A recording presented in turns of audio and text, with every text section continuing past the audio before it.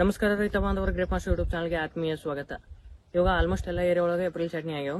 ಈ ಏಪ್ರಿಲ್ ಚಾಟ್ನಿ ಆದ ನಂತರ ಯಾವ ರೀತಿ ತೋಟದ ವ್ಯವಸ್ಥಾಪನೆ ಮಾಡ್ಬೇಕು ಅನ್ನೋದ್ರ ಬಗ್ಗೆ ಈಗಾಗಲೇ ನಾವು ಹಿಂದಿನ ವಿಡಿಯೋ ಒಳಗೆ ತಿಳಿಸಿಕೊಟ್ಟಿವಿ. ನೀವು ವಿಡಿಯೋ ನೋಡಿರಲಿಲ್ಲ ಅಂದ್ರೆ ಗ್ರೇಪ್ ಮಾಸ್ಟರ್ ಯೂಟ್ಯೂಬ್ ಚಾನಲ್ ಒಳಗೆ ಹೋಗಿ ಆ ವಿಡಿಯೋ ಕೂಡ ನೋಡಿಕೊಂಡು ಬರ್ಬೋದು. ಇವಾಗ ಕೆಲವೊಂದಿಷ್ಟು ಪ್ಲಾಟ್ಗಳು 2 ರಿಂದ 3 ಎಲೆ ಹಂತದೊಳಗೆ ಅದಾವು. ಕೆಲವೊಂದಿಷ್ಟು ಪ್ಲಾಟ್ಗಳು ಸಬ್ಕಿನ್ ಮಾಡೋ ಸ್ಟೇಜ್ ಒಳಗೆ ಬಂದವು. ಈ ಹಂತದೊಳಗೆ ಪ್ಲಾಟ್ದ ವ್ಯವಸ್ಥಾಪನೆ ಯಾವ ರೀತಿ ಮಾಡ್ಬೇಕು ಅನ್ನೋದ್ರ ಬಗ್ಗೆ ನಾವು ಈ ವಿಡಿಯೋದಾಗ ತಿಳಿದುಕೊಳ್ಳೋಣ. ಇವಾಗ ನಿಮ್ಮ ಪ್ಲಾಟ್ 2 ರಿಂದ 3 ಎಲೆ ಹಂತದೊಳಗಿತ್ತಂದ್ರೆ ನೀವೇನ್ ಮಾಡ್ರಿ, ಸಿಂಪರಣೆ ಮುಖಾಂತರ ನೀರು 200 litre tilt 15 milli plus 05234 500 gram plus boron 100 gram ಈ ರೀತಿ ಸಿಂಪರಣೆ ಮಾಡ್ಕೋರಿ. ಈ ಸಿಂಪರಣೆಯಿಂದ ತುದಿಯ ಬೆಳವಣಿಗೆ ನಿಯಂತ್ರಣ ಆಗಕ್ಕೆ ಅನುಕೂಲ ಆಗ್ತೈತಿ ಮತ್ತು ತೋಟ ಒಂದ ಸಮನಾಗಿ ಒಡೆದು ಬರಕ್ಕೆ ಅನುಕೂಲ ಆಗ್ತೈತಿ. ನಿಮ್ಮ ಪ್ಲಾಟಿನ ಗ್ರೋತ್ ಕಡಿಮೆ ಇತ್ತಂದ್ರೆ ನೀವೇನ್ ಮಾಡ್ರಿ, ಡ್ರಿಪ್ ಮುಖಾಂತರ 13,045 8 kg ಪ್ಲಸ್ ಅಲ್ಟ್ರಾಸ್ಪೀಡ್ 2 ಲೀಟರ್ ಎಕರೆಗೆ ಡ್ರಿಪ್ ಮುಖಾಂತರ ನೀಡ್ರಿ. ಇದಾದ ನಂತರ ನೀವೇನ್ ಮಾಡ್ರಿ, ಥ್ರಿಪ್ಸ್ ನಿಯಂತ್ರಣಕ್ಕಾಗಿ karate 200 milli plus neem oil 200 milli ಈ ರೀತಿ ಸಿಂಪರಣೆ ಮಾಡ್ಕೋಬಹುದು 200 ಲೀಟರ್ ನೀರಿಗೆ.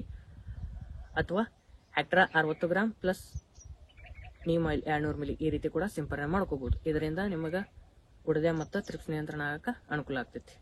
ಇದಾದ ನಂತರ ಕೆಲವೊಂದಿಷ್ಟು ಪ್ಲಾಟ್ಗಳು ಇವಾಗ ಸಬ್ಕಿನ್ ಮಾಡೋ ಸ್ಟೇಜ್ ಒಳಗೆ ಬಂದವು.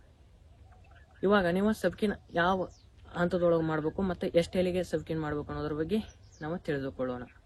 ಇವಾಗ ಹೋದ ವರ್ಷ ಮತ್ತು ಅದಕ್ಕಿಂತ ಮೊದಲನೇ ವರ್ಷ ಈ ವರ್ಷ ಕೆಲವೊಂದಿಷ್ಟು ರೈತರ ಸಬ್ಕಿನ್ ಮಾಡಿ ಸರಿಯಾದ ಪ್ಲಾಟ್ ವ್ಯವಸ್ಥಾಪನೆ ಮಾಡಿದ್ರು ಕೂಡ ಗರ್ಭಧಾರಣೆ ಸರಿಯಾಗಿ ಆಗದೇ ಇರುವ ಕಾರಣದಿಂದ ಕೆಲವೊಂದಿಷ್ಟು ಪ್ಲಾಟ್ಗಳು ಗೊನೆಗಳು ಕಡಿಮೆ ಬಿಟ್ಟವು. ಈ ಗೊನೆ ಕಡಿಮೆ ಬಿಡಾಕ ಕಾರಣಗಳೇನೇನಪ್ಪಾ ಅಂತಂದ್ರೆ ನಿಮ್ಮ ಪ್ಲಾಟದ ವ್ಯವಸ್ಥಾಪನೆ ಸರಿಯಾಗಿ ಮಾಡದೇ ಇರುವ ಕಾರಣದಿಂದ, ಅನ್ಯದ್ರವ್ಯ ವ್ಯವಸ್ಥಾಪನೆ ಸರಿಯಾಗಿ ಮಾಡದೇ ಇರುವ ಕಾರಣದಿಂದ ಮತ್ತು ಸೂಕ್ಷ್ಮ ಪೋಷಕಾಂಶಗಳು ವ್ಯವಸ್ಥಾಪನೆ ಸರಿಯಾಗಿ ಮಾಡದೇ ಇರುವ ಕಾರಣದಿಂದಾನು ಕೂಡ ನಿಮ್ಮ ಪ್ಲಾಟ್ನಾಗ ಗರ್ಭಧಾರಣೆ ಸರಿಯಾಗಿ ಆಗದೇ ಇರೋಕೆ ತೊಂದರೆ ಆಗ್ತೈತಿ. ಮತ್ತು ನೀವು ಸಬ್ಕಿನ್ ಮಾಡೋ ಪದ್ಧತಿ ಕೂಡ ಇದಕ್ಕೆ ಕಾರಣ ಆಗ್ತೈತಿ. ಮತ್ತು ನಿಮ್ಮ ನೀರಿನ ನಿಯೋಜನೆ ಯಾವ ರೀತಿ ಐತಿ, ನಿಮ್ಮ ಪ್ಲಾಟ್ನಾಗ ನೀರು ನೀವು ಯಾವ ರೀತಿ ಕೊಡ್ತೀರ ಅನ್ನೋದ್ರ ಬಗ್ಗೆನೂ ಕೂಡ ಇದರಿಂದ ಕೂಡ ಗರ್ಭಧಾರಣೆ ಆಧಾರಿತ ಆಗಿರ್ತೈತಿ. ಎಲ್ಲಾ ಕಾರಣಗಳಿಂದ ಆಗಿರ್ತೈತಿ. ಕೆಲವೊಂದಿಷ್ಟು ಏರಿಯಾ ಒಳಗೆ ಕೆಲವೊಂದಿಷ್ಟು ರೈತರು ಯಾವ ರೀತಿ ಸಬ್ಕಿನ್ ಮಾಡುತ್ತಾರಪ್ಪ ಅಂತಂದ್ರೆ 5 ರಿಂದ 6 ಎಲೆ ಮಾಡಿ ಡೈರೆಕ್ಟ್ ಕಡ್ಡಿ ಉದ್ದು ಬಿಟ್ಟು ಬಿಡ್ತಾರ.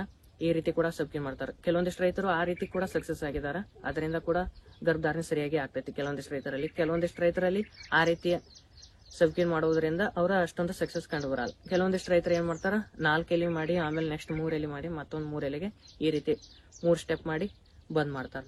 ಆ ರೈತರು ಕೂಡ ಕೆಲವು ಸಕ್ಸಸ್ ಆಗ್ತೈತಿ. ಕೆಲವೊಂದಿಷ್ಟು ರೈತರು ಆ ರೀತಿ ಮಾಡ್ತಾರೆ, ಕೆಲವೊಂದಿಷ್ಟು ರೈತರ ಈ ರೀತಿ ಮಾಡ್ತಾರೆ. ನಿಮ್ಮ ಸಬ್ಕಿನ ಪದ್ಧತಿ ಮೊದಲು ನೀವು ಯಾವ ರೀತಿ ಮಾಡ್ತಿದ್ರಿ, ಅವಾಗ ನಿಮ್ದ ಗೊನೆಯ ಪ್ರಮಾಣ ಯಾವ ರೀತಿ ಬಿಡ್ತಿತ್ತು, ಈ ರೀತಿ ಇವಾಗ ಯಾವ ಸ್ಟೇಜ್ ಒಳಗೆ ಯಾವ ರೀತಿ ಸಬ್ಕಿನ್ ಮಾಡತ್ತೀರಿ, ಇವಾಗ ಎಷ್ಟು ಗೊನೆ ಬಿಡ್ತೈತಿ, ನಿಮ್ ಕಂಪಾರಿಸನ್ ಮೇಲೆ ನಿಮ್ ತೋಟದ ವ್ಯವಸ್ಥೆ ಮೇಲೆ ನೀವು ಸಬ್ಕಿನ ಆಧಾರ ಮಾಡಬಹುದು. ನೀವು ಎಷ್ಟು ಎಲೆ ಮಾಡ್ಕೋತೀರಿ ಅದರ ಮೇಲೆ ನಾವು ರೆಕಮೆಂಡ್ ಮಾಡೋದು ಅಷ್ಟ. ನನ್ನ ಅನಿಸಿಕೆ ಪ್ರಕಾರ 4 ರಿಂದ 5 ಎಲೆಗೆ ಒಂದು ಮಾಡ್ರಿ. ಆಮೇಲೆ ಅದಾದ ನಂತರ 3 ಎಲೆಗೆ ಒಂದು ಸಬ್ಕಿನ್ ಮಾಡ್ಕೊಂಡ್ರಿ. ಆಮೇಲೆ ಮತ್ತೊಂದು ನೆಕ್ಸ್ಟ್ 3 ಎಲೆಗೆ ಒಂದು ಸ್ಟಾಪ್ ಮಾಡ್ಕೊರಿ. ಇದರಿಂದ ನಿಮ್ಗೆ ಗರ್ಭಧಾರಣೆ ಸರಿಯಾಗಿ ಆಗಕ್ಕೆ ಅನುಕೂಲ ಆಗ್ತೈತಿ ಮತ್ತು ಗೊಂಚಲನ ಪ್ರಮಾಣ ಕೂಡ ಜಾಸ್ತಿಯಾಗಿ ಬರ್ಬೋದು. ನಿಮ್ಮ ಪ್ಲಾಟ್ನಾಗ ಸೂಕ್ಷ್ಮ ಪೋಷಕಾಂಶಗಳು ಬೋರಾನ್, ಕ್ಯಾಲ್ಸಿಯಂ, ಮ್ಯಾಗ್ನೀಷಿಯಂ ಇವುಗಳ ನಿಯೋಜನೆ ಯಾವ ರೀತಿ ಮಾಡಿರಿ, ಇವತ್ತಿನ ಪೂರೈಕೆ ಯಾವ ರೀತಿ ಮಾಡಿರಿ, ಡ್ರಿಪ್ ಮುಖಾಂತರ ಯಾವ್ಯಾವ ಗೊಬ್ಬರಗಳನ್ನ ನೀಡಿರಿ, ಪೊಟ್ಯಾಶ್ ಫಾಸ್ಫರಸ್ ಲೆವೆಲ್ ಎಷ್ಟು ನಿಮ್ಮ ಪ್ಲಾಟ್ ಒಳಗೆ ಹೆಚ್ಚೈತಿ, ಅದರ ಗೊಬ್ಬರಗಳ ಪ್ರಮಾಣ ಎಷ್ಟು ನೀವು ಬಳಸಿರಿ, ಇದ್ರ ಮೇಲೆ ಕೂಡ ನಿಮ್ಮದ ಗರ್ಭಧಾರಣೆ ಆಧಾರಿತ ಆಗಿರ್ತೈತಿ. ಕೆಲವೊಂದಿಷ್ಟು ರೈತರು ಎಲ್ಲಾ ರೀತಿಯ ಮೇಂಟೆನೆನ್ಸ್ ಮಾಡಿರ್ತಾರ, ಆದ್ರೂ ಕೂಡ ಅವ್ರಿಗೆ ಸರಿಯಾದ ರಿಸಲ್ಟ್ ಸಿಕ್ಕಿರಲ್ಲ.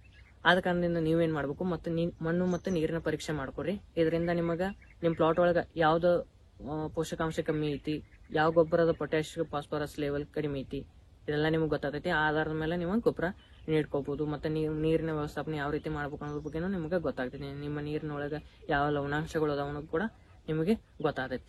ಆದಷ್ಟ ಮಣ್ಣು ಮತ್ತು ನೀರಿನ ಪರೀಕ್ಷೆ ಮಾಡ್ಕೋರಿ. ಇದರಿಂದ ನಿಮ್ಮ ಶೆಡ್ಯೂಲ್ ತಗೋಬಹುದು.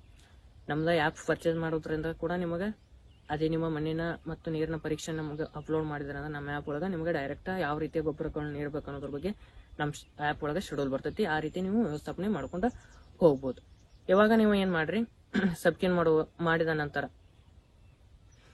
ಸಬ್ಕಿನ್ ಮಾಡುವಕ್ಕಿಂತ ಮುಂಚಿತವಾಗಿ ನಿಮ್ಮ ತೋಟದ ಗ್ರೋತ್ ನಿಯಂತ್ರಣ ಮಾಡ್ಲಕ್ಕ ನೀರು 200 ಲೀಟರ್ ಲಿಯೋಸಿನ್ 200 milli plus Guardian 40 400 gram plus 05234 500 gram ಈ ರೀತಿ ಸಿಂಪರಣೆ ಮಾಡ್ಕೋರಿ. ಇದರಿಂದ ನಿಮ್ಗೆ ಗರ್ಭಧಾರಣೆ ಆಗಕ್ಕೆ ಅನುಕೂಲ ಆಗ್ತೈತಿ ಮತ್ತು ತೋಟದ ನಿಯಂತ್ರಣ ಅಂತರ ತೋಟದ ಗ್ರೋತ್ ನಿಯಂತ್ರಣ ಆಗಕ್ಕೆ ಅನುಕೂಲ ಆಗ್ತೈತಿ. ಇದರಿಂದ ಕೂಡ ಗರ್ಭಧಾರಣೆ ಹೆಚ್ಚಾಗಕ್ಕೆ ಅನುಕೂಲ ಆಗ್ತೈತಿ. ಆದಷ್ಟು ಪೊಟ್ಯಾಶ್ ಮತ್ತು ಫಾಸ್ಫರಸ್ ಲೆವೆಲ್ ಕೂಡ ಹೆಚ್ಚು ಮಾಡ್ರಿ.